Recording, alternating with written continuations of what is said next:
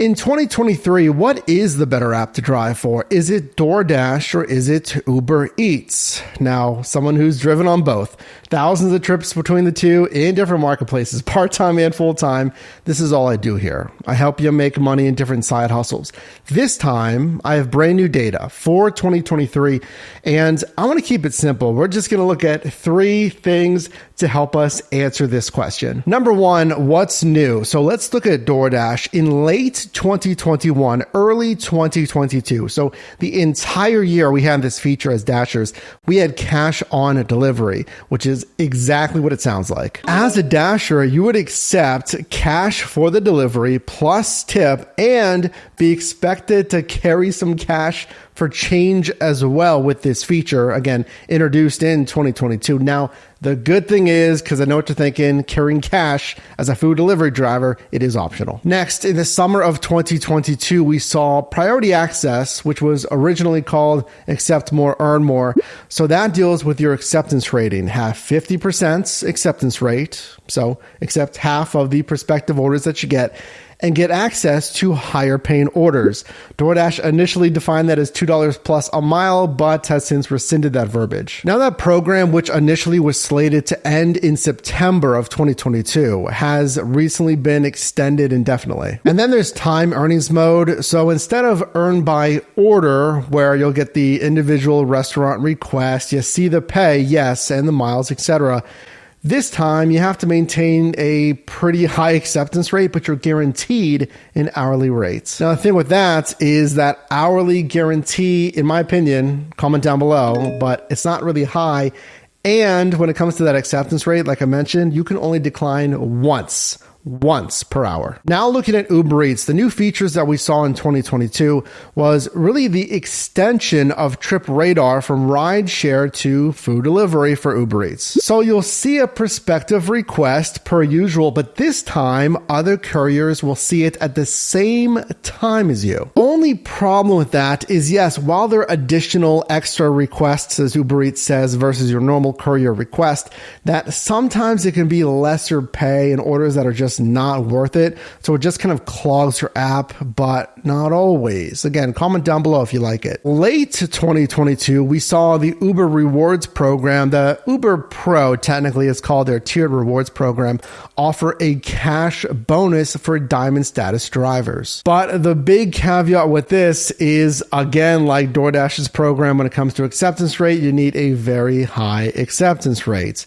85%. So are 85% of requests even worth it to accept in your market? So now the wins followed by the losses for these respective apps. And by the way, if you do want the fast track, just, hey, teach me the best practices of food delivery, from setting up your vehicle, dealing with customers, positioning, handling bonus pay, order frequency, and more, take our Mastering Delivery course. Is linked down below. But we're going to define these wins and losses specifically with respect to you, the courier, not necessarily the company's positioning. They're going to position it one way. I'm talking about you as a courier. So number 1, looking at DoorDash, I feel the really aggressive push into non-restaurant verticals is going to give you more order options, obviously, as long as the pay makes sense, right?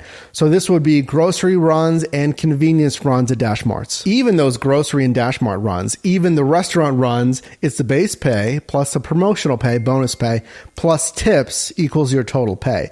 So in my opinion, a win for DoorDash Dashers seems to be consistent bonus pay, because considering the per delivery bonuses on Uber Eats, mainly the surge pay, in my opinion, I just have never really seen as much consistent surge pay versus the scheduled peak pay on DoorDash. Okay, but here's the thing. Looking at wins on Uber Eats respectively here, that they have these stackable bonuses that I really like over DoorDash. Now, yes, you can stack bonuses on DoorDash. You can get that per delivery bonus, that peak pay, and you can get challenges, which are their batched bonus pay.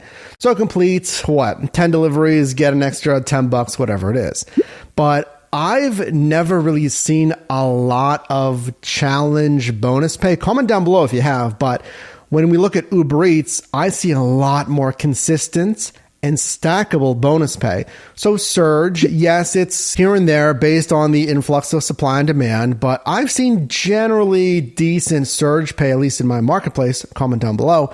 But then we also have their Quest bonus pay, which is the batched bonus pay, and then the Boost Plus per delivery bonus pay. So we have the real-time changing surge pay, the batched Quest pay, and then the scheduled per delivery Boost Plus pay. Also similar to DoorDash, as far as a win with Uber Eats, is their emphasis on new verticals as well. So found here in their Q3 2022 press release, they state just adding non-food verticals. So anything that's going to give you more options, and it's just that. If it doesn't make sense for you, don't accept the request, but more options from non-food verticals. And one other win with Uber Eats that I know you're going to be interested in, recent data Q3 of 2022 with Uber Eats stated that earnings are up 25% for drivers and couriers year over year. Now, if you're skeptical, look at this next part. Let's talk about the losses now with DoorDash and then Uber Eats. I don't like that DoorDash removed their Dasher comment section from their letter to investors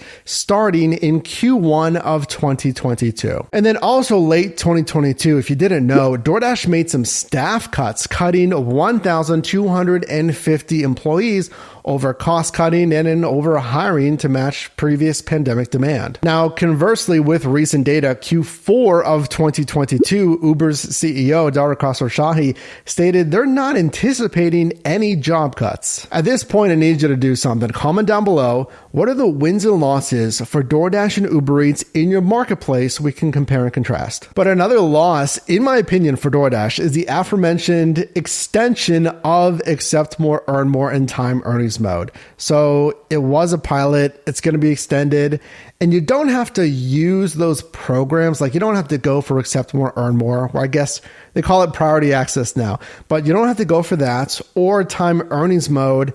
But it's there, so some people won't know that, and it might not be the best decision for them. And one more loss for DoorDash is in Q3 2022, DoorDash specifically stated, quote, Dasher costs per order declined quarter over quarter and year over year. So they're spending less on Dasher acquisition costs, Dasher pay, and Dasher bonuses. They're spending less per order than the past. Well, speaking of lower pay, let's get into Uber Eats and their losses. So recent losses, in my opinion, is really the start of their Q3 2022, again, recent data, their earnings call, and again, what CEO Dara Khosrowshahi said. Take a listen. In terms of surge and all right, here's surge. They are coming down. Generally, I would say surge levels now are running at the high 20s to 30% range.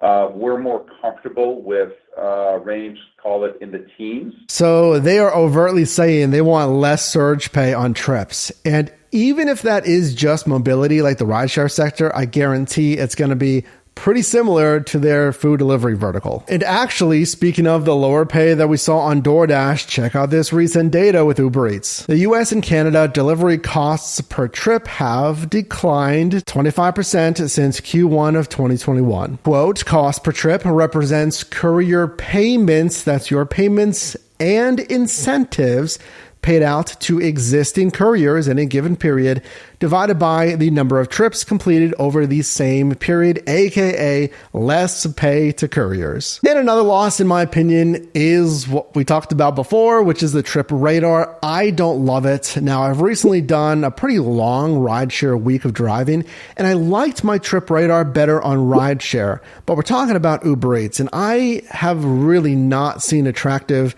trip radar requests. I haven't driving food delivery on Uber Eats. All right, next, I'm going to give you my verdict and let you know which one is better in 2023. Can you please drop a like on this video, consider subscribing, and check out that Mastering Delivery course, link down below. One other thing to consider when it comes to which app is best. DoorDash has reported that customer demand peaks in February and drops slowly throughout the year. So if you're watching this later in the year and you're thinking, well, these apps are dead, it's slower, maybe not dead, but just slower. Statistically, that makes sense. And actually, we have data from Uber Eats as well. Look at this delivery gross bookings growth from Q1 of 2022 going to Q2 and Q3, we see something similar, a slight tapering. Okay, 2023 though, which one is better? Here's what I'll tell you. DoorDash is better typically to keep you a little bit busier. And I say a little bit because in my opinion, these apps don't look at the market share necessarily because DoorDash has a lot more market share than Uber Eats.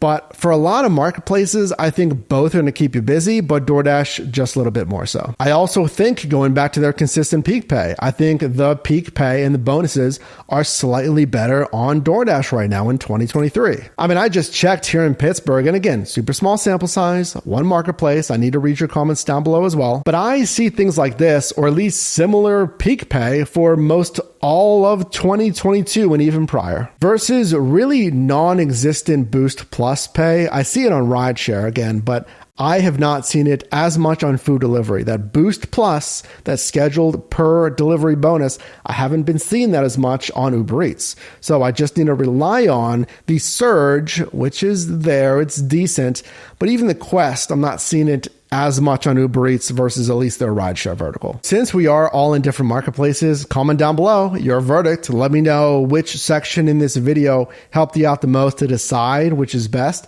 And do drop a like in this video if you got value. You can also click or tap the screen here for my newest video, as well as a video recommended for you. And I'll see you in the next one.